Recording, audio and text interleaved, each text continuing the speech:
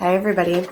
So this is Group Advanced Concepts Presentation 5, and I am going to go over the citric acid cycle.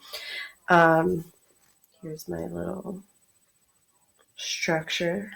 I'm just going to hold it up as I read it. In the citric acid cycle, the acetyl group from acetyl-CoA is attached to a 4-carbon oxoacetate molecule to form a 6-carbon citrate molecule.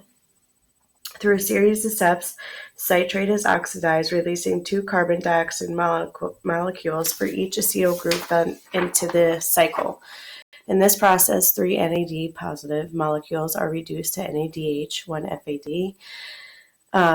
Molecules reduced to FADH2, and 1 ATP or GTP, depending on the cell type, is produced by substrate level phosphorylation. Because the final product of the citric acid cycle is also the first reactant, the cycle runs continuously in the presence of sufficient reactants. So I also touched base on the products of the citric acid cycle. So 2 carbon atoms come into citric acid cycle from each acetyl group, representing 4 out of the 6 carbons, 1 of the glucose molecules. 2 carbon dioxide molecules are released on each turn of the cycle. However, these do not necessarily contain the most recently added carbon atoms. The 2 acetyl carbons will eventually be released on later turns of the cycle. Thus, all 6 carbon atoms from the original glucose molecule are eventually incorporated into carbon dioxide. Each turn of the cycle forms 3 NADH molecules and 1 FADH2 molecule. These carriers will connect with the last portion of aerobic respiration to produce ATP molecules.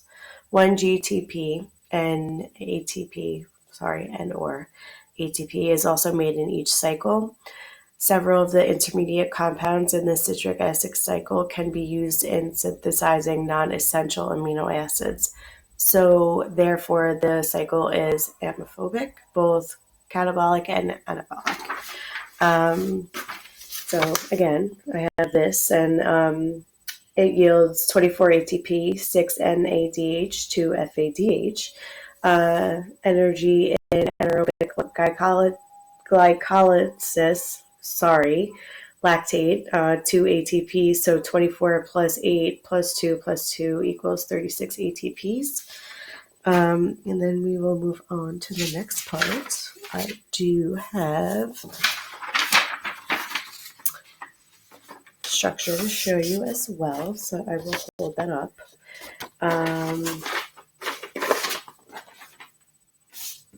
Thought I had a big one. Okay, so for every glucose molecule that enters aerobic respiration, a total of 36 ATPs are produced. The electrons released from NADH and FADH2 are passed along the chain by each of the carriers, which are reduced when they receive the electron and oxidized when passing it on to the next carrier. So each of these reactions releases a small amount of energy, which is used to pump the H positive ions across the inner membrane. I'm just going to take this down to read it. My arm's tired. The accumulation of these protons in the space between the membranes creates a proton gradient with respect to the mitochondrial matrix. A net of 2 APT are produced through glycolysis, 4 produced and 2 consumed during the energy consuming stage. However, these 2 ATP are used for transporting the NADH produced during glycolysis from the cytoplasm into the mitochondria. Therefore, the net production of ATP during glycolysis is 0. In all phases after glycolysis, the number of ATP, NADH, and FADH2 produced will be multiplied by 2 to reflect how each glucose molecule produces 2 pyruvate molecules. In the ETC, about 3 ATP are produced for every oxidized NADH. However, only 2 ATP are produced for every oxidized FADH2. The electrons from FADH2 produce less ATP because they start at a lower point in the ETC complex 2 compared to the electrons from NADH complex 1. So as I did with the last presentation, I think the presentation before, I had made slides so you guys could check out the structures, well, the cycles, and so instead of me holding it up, but I will attach that as well. Hope everybody has a good night. Thank you.